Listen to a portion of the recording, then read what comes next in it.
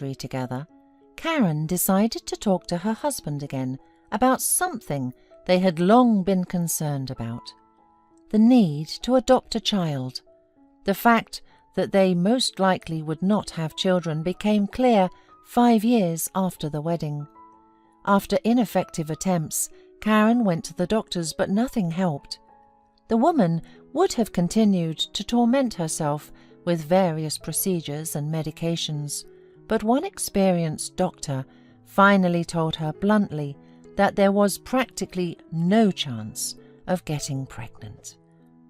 Even with expensive multi-year treatments or IVF, there were no guarantees, and the doctor advised her not to waste time and money and to consider adoption. After realizing the terrible news that she would never become a mother, Karen, after sobbing for several days, threw away all her medication and said to her husband, "Paul, that's enough. We have to face the fact that I am infertile. I'm stopping all this torment, and you have the full right to go to someone who can give birth to your child," spoke the woman, barely holding back her tears. "Come now, darling, I'll never leave you." Her husband hugged her. "Well, if we don't have children, we don't need to. Well, we'll adopt, as a last resort. But in fact, the doctors can be wrong." Paul loved his wife, but he wanted his own children, not adopted ones. In later years, they returned to this subject many times, but Paul resisted. He feared that an adopted child might eventually develop a bad heredity, while Karen, on the contrary, believed that everything would depend on their upbringing. Time passed. Both were in their 30s. Finally, realizing his wife was resolved, Paul agreed to adopt a boy. "I'd be happy with a little girl too, or maybe better to have to take 2 kids at once." Karen sighed dreamily. "Only it won't work so easily. It's a serious matter. First we'll go and find out everything, get acquainted with the children, start gathering documents, and we'll also have to take special courses." "Well, 2 is too much," said bewildered Paul. "But you're right, of course, we need to take a responsible approach to this subject." The next day, the couple went to the orphanage. Karen immediately noticed a blonde-haired girl with blue eyes, lovely as an angel from a Christmas card. She sat all the time in the corner next to a boy who looked just like her. Karen found out that these children were twins and their parents had died. A new family for them was never found, for it was impossible to separate them, and not everyone could take 2 children at once. Karen immediately felt love and tenderness for these children and offered her husband to take them both. Paul was hesitant, but he still supported his wife. When the director of the orphanage heard that they wanted to adopt the twins, Peter and Maya, the experienced woman immediately sensed the doubts of the father-to-be. She warned the couple about the difficulties they might encounter. She even suggested choosing another child. But Karen assured the woman that she and her husband could handle it.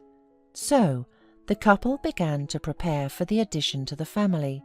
During this time, Paul repeatedly tried to dissuade his wife, fearing that they would not be able to feed and provide for their 2 children. "Karen, think about it. The kids need so much." "Well, how do other families live?" argued Karen. "We make good money, after all. We could spend less on ourselves. We'll manage, you'll see." "Exactly, Karen. I am from a large family myself, and I know what it's like when you don't have what other kids have. I've had enough of living in crowded conditions and without enough money. You can ask my mother what it's like." Karen respected her mother-in-law, so she decided to ask her advice. Mrs. Parker did not discourage her daughter-in-law, but she was not happy about it either. Children are great, darling, but 2 at once is not easy in every sense. And then they're other people's children, and they'll always be other people's children. No way, they're mine already. Don't say like this. Her mother-in-law advised them to think it over, but Karen was firm in her decision. She had already imagined herself next to the children in her mind. She often visited them in the orphanage, doing everything to make them get attached to her. Paul, on the other hand, spent a lot of time at work and rarely accompanied his wife. Thanks to the mother-to-be's persistence and efforts, within 6 months, Peter and Maya were already living together with Karen and Paul on the rights of a son and daughter. The children were adorable and obedient and called their adoptive parents Daddy and Mummy. Karen was absolutely happy, but Paul couldn't say the same about himself. He might have loved the children, but he had to work a lot and spent very little time with them. The family's expenses increased considerably, and the husband often rebuked Karen. "I have to work without sleep or rest now because of your whims," resented Paul. "A whim? After all, it happens that people give birth to twins and live somehow," said Karen. "Exactly, they give birth to their kids, and these kids are not ours. My mother was right." Sometimes Mrs. Parker came to visit them. She seemed to be affectionate with the children, but Karen always felt her poorly concealed squeamishness, and one day she even overheard how Mrs. Parker was talking to her son, pitying him and considering it all Karen's fault. Karen, of course, was bitter to hear all this, but she did not have time to think about it for a long time, because raising children takes a lot of energy. As a result, Paul became increasingly distant from her and the children, and all her attempts at reconciliation were ending in quarrels. "Paul, the children miss you so much. Is it hard to come home from work and at least stroke their heads or play a little?" "That's easy for you to say. I work all day, I'm tired, and I don't have time for games." Similar conversations constantly happened, and one day Paul simply announced that he was leaving for another woman. "How? What about me? What about the children?" asked Karen frightenedly. "The kids? They won't even notice I'm gone, and you'll manage somehow. I've been dating with another woman for a long time, and she will give me my own baby soon. Understand?"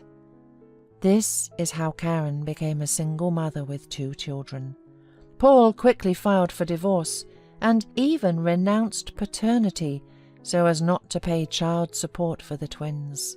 He rejoiced at his newfound freedom, while Karen was crushed. She didn't know how she was going to raise her children alone. Her salary as a music teacher at school was catastrophically insufficient for their daily need. Maya and Peter grew up not capricious and loved their mother very much, trying to never upset her. But in spite of this, Karen sometimes had bitter thoughts about her unhappy fate.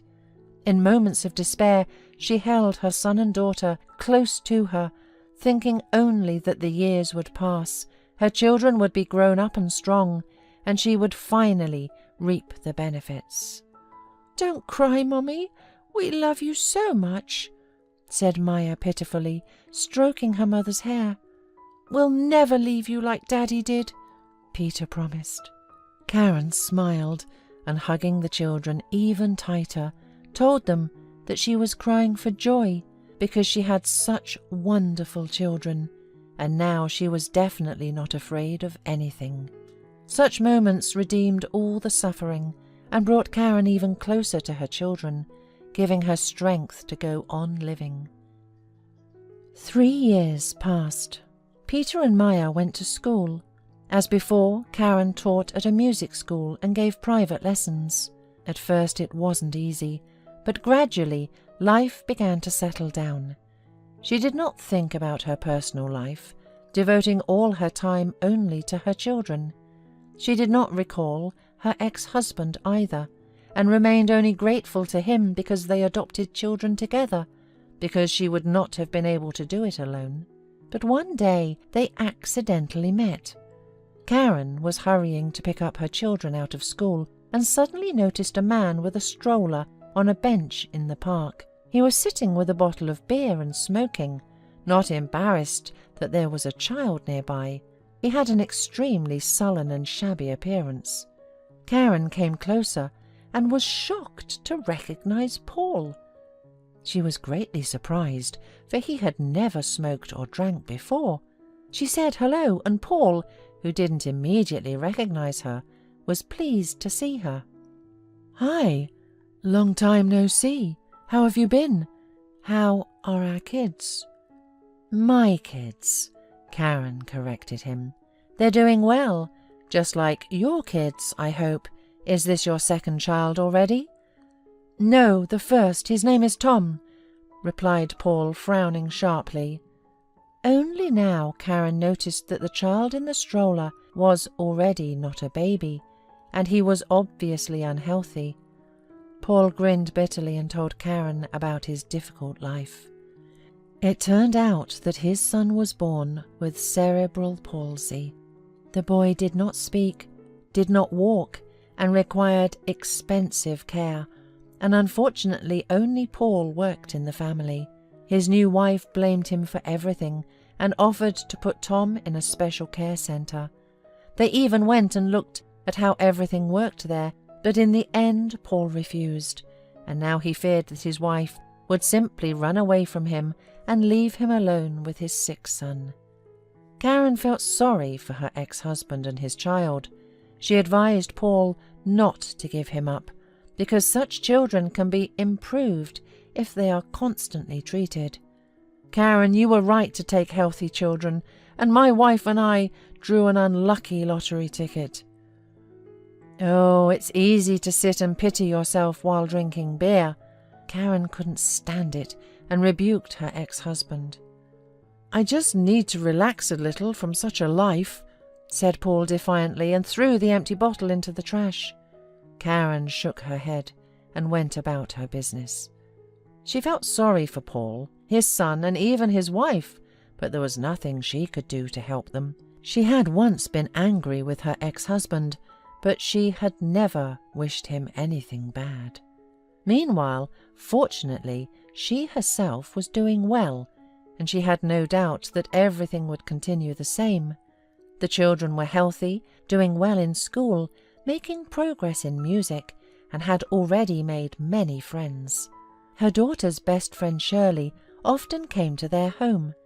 One day, Maya told Karen that Shirley's mother had died, and she was living with her father. When Karen heard about it, she began to pay more attention to the girl, understanding how much she lacked a woman's warmth and participation. Charles, Shirley's father, often came to pick up his daughter and sometimes had tea with Karen in the kitchen while they waited for the children to finish playing. They talked mostly about kids and parenting, but sometimes they shared their private. As it turned out, the girl's mother had died several years ago from a severe illness, and the man who had always dreamed of a large family was left alone with his daughter. "Shirley is so good, calm and studious, and she has a good ear. Would you like me to study music with her?" suggested Karen. "I don't know. I wouldn't want to overload her with study. But we could try if it's not too much trouble for you. And by the way, do you go to the amusement park with your kids? Maybe we could all go together sometime." From then on, they were almost inseparable. They went to the park, hikes, and celebrated all the holidays together. It seemed to everyone around them that they were one big family, and that Karen and Charles were the happy parents of 3 wonderful children. They understood everything themselves, but so far they had refrained from taking decisive steps, although they helped each other in all domestic matters. One day, when Charles, Karen and the children were leaving the mall, Karen encountered Mrs. Parker, her former mother-in-law. When the elderly woman saw Karen, she got pleased, and when she noticed Charles taking the children and grocery bags and going to the car, she just filled her former daughter-in-law with questions. "Karen, how glad I am to see you. Did you get married? Do you have 3 kids already? Maya and Peter are so grown up. Too bad they didn't even recognize me." Karen smiled and shrugged her shoulders, and having no desire to share the details of her life with Mrs. Parker, asked how Paul and his son were doing. "Oh, please don't ask," sighed the woman heavily. "I never liked his new wife. You were the best part of my son's life. Paul divorced again, and he went to work abroad. They gave up Tom and put him in a special orphanage not far from here. I wanted to visit him, but then I thought it would tear up my soul again." At this point, Karen was called by the children, and she hurriedly said goodbye to Mrs. Parker and ran to the car. The mood was ruined because of the conversation with her former mother-in-law.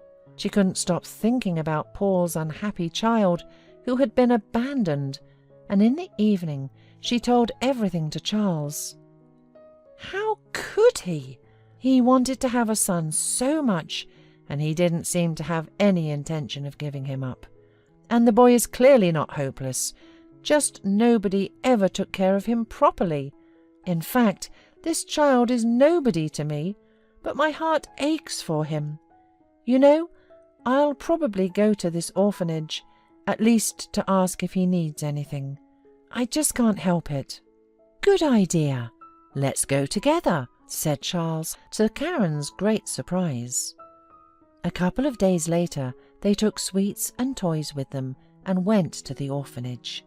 Seeing Tom sitting lonely in an armchair with sad eyes, Karen and Charles' heart squeezed with pain and resentment for this child. The woman spent a little time with the boy and immediately realized he was all right intellectually, but he speaks poorly. The child immediately reached out to strangers and tried to demonstrate his skills in every way to earn affection and praise. After promising Tom that they would come again, Karen and Charles said goodbye to the boy and went to talk with the principal. She said that the boy had come to them very neglected, and apparently his parents had not dealt with him at all, and valuable time had been lost. "Is he being tutored here now?" asked Karen. "Of course, but unfortunately it's not enough. There are so many ill children, and there's a catastrophic shortage of individual lessons." "Could I adopt him?" asked Karen suddenly. The thought had settled in her mind during the conversation with her former mother-in-law, and now she was finally convinced that she could not stay away. The head mistress said there would be no obstacles, but warned that the child would need a lot of attention and special care. "Don't worry, we can provide just that, and in enough quantities," suddenly declared Charles very calmly. Karen was surprised but didn't show it. They wrote the necessary papers for adoption and left the building. Near the car, Charles stopped, turned to Karen and said, "I'm sorry, maybe this isn't the ideal time and place for such a question, but I've been wanting to ask you for a long time. Karen, will you marry me?"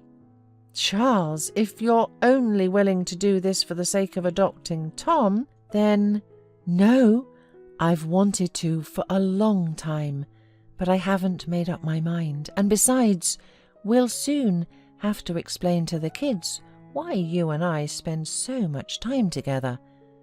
But if you're against it, just say so." "I agree," Karen smiled, "and not just for Tom only, but because I need you." The wedding was modest, but everyone was happy.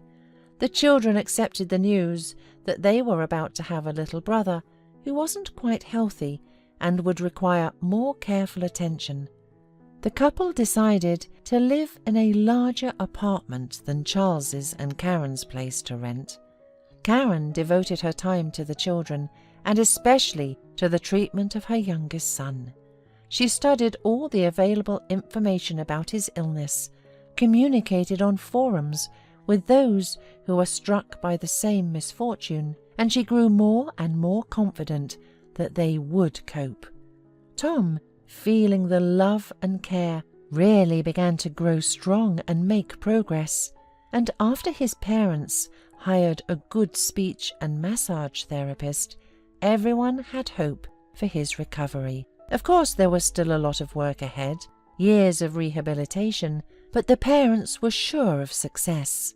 However, there were those who doubted, of course. Charles's mother, who had warmly welcomed Karen and her children, could not understand their desire to take on such a heavy burden as a sick child.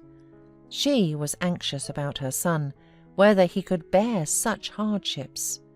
"Mother, I've been through so much in my life that it's not hard for me at all. Besides, I'm confident that Tom will be almost a normal young man by the time he comes of age." "Well, God willing," sighed his mother. Karen knew about these conversations, but she was used to them. She had not yet forgotten how her former mother-in-law was against the adoption of healthy children. One day she met her again. Seeing Karen, the elderly woman shared her latest news about her son. "Paul got married for the 3rd time. Soon he will be a father, but he hasn't visited me once since then. Only calls sometimes." "Does he remember Tom?" Karen couldn't resist and asked. "He doesn't. Once I decided to visit Tom, but they told me that the boy had been adopted and refused to give the coordinates of his new parents. But I immediately realized that they just didn't want to upset me. He must be dead," said Mrs. Parker sadly. "I don't think they were lying. Well, I have to go to my family. We already have 4 children. Karen did not tell Mrs. Parker who the 4th child was. There was no need for her to know, and the elderly woman only pursed her lips and shook her head disapprovingly at her former daughter-in-law. And Karen really had a lot to do. There were no problems with the other children, but Tom took up a lot of time and energy. During the first years of his stay with the family, they were hospitalized several times for rehabilitation, and the constant care involved plenty of procedures, activities, and restrictions. But all of this was not in vain. It took a long time until one day Tom crossed the threshold of a regular school, and only his walk could say about his diagnosis.